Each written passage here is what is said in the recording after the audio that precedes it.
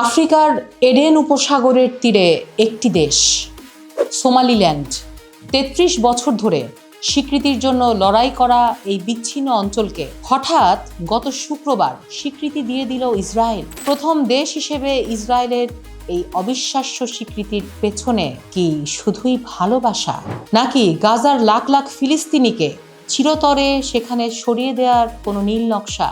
যে পরিকল্পনাকে একসময় পাগলামি বলা হতো ট্রাম্প নেতানিয়াহুর হাত ধরে, সেটাই কি এখন বাস্তব হতে যাচ্ছে? আমি ফারাহ দিবা, ভয়েস অফ বেঙ্গলের পর্দায় আপনাদের স্বাগত। আজ কথা বলবো সোমালিল্যান্ডকে ঘিরে গড়ে ওঠা ইসরায়েলের এক বিশাল ভূ রাজনৈতিক দাবার চাল নিয়ে।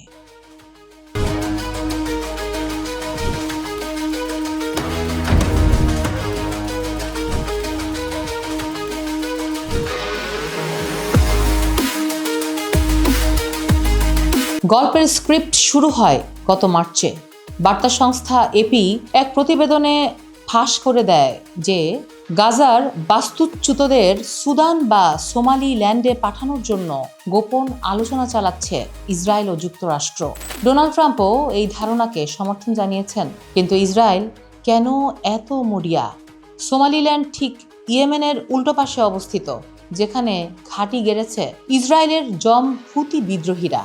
অর্থাৎ একদিকে ফিলিস্তিনিদের গাজা থেকে তাড়ানো, অন্যদিকে হুতিদের নাকের ডগায় সামরিক ঘাঁটি গেড়ে লোহিত সাগরের নিয়ন্ত্রণ নেওয়া। এক ঢিলে দুই পাখি মারার পরিকল্পনা করছেন নেতানিয়াহু। তবে বিষয়টি এত সহজ নয়। হুতি নেতা আল হুতি পরিষ্কার জানিয়ে দিয়েছেন, সোমালিল্যান্ডে ইসরায়েলের যে কোনো উপস্থিতি হবে তাদের সামরিক লক্ষ্যবস্তু।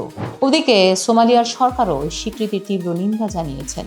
যদিও সোমালিল্যান্ডের পররাষ্ট্রমন্ত্রী এই মুহূর্তে স্থানান্তর পরিকল্পনার কথা অস্বীকার করছেন, কিন্তু ফিলিস্তিন কর্তৃপক্ষ বলছে ইসরায়েল গাজার মানুষকে আফ্রিকায় পাঠানোর জন্য সোমালিল্যান্ড নামটি আগে থেকেই ব্যবহার করে আসছে। এটি কি তবে একবিংশ শতাব্দীর নতুন কোনো নির্বাসন? পুরো বিষয়টিকে মার্কিন প্রেসিডেন্ট ট্রাম্প এখনই নিশ্চিত না করলেও বলেছেন তারা এটি স্টাডি করছেন। প্রশ্ন হলো, নিজের দেশ থেকে বিতাড়িত হয়ে ফিলিস্তিনিরা কি ভিন দেশের কোনো দ্বীপে আশ্রয় নিতে বাধ্য হবে? এই মানবিক বিপর্যয়ের মুখে বিশ্ববিবেক কি চুপ থাকবে? ইতিহাস কি আমাদের ক্ষমা করবে? কমেন্টে জানান আপনার মতামত। ভিডিওটি ভালো লেগে থাকলে লাইক করুন, ফলো করুন আর ভয়েস অফ বেঙ্গলের সাথেই থাকুন, কারণ এমন বিশ্লেষণধর্মী খবর পেতে হলে আপনাদের কিন্তু ভয়েস অফ বেঙ্গলের সাথেই থাকতে হবে।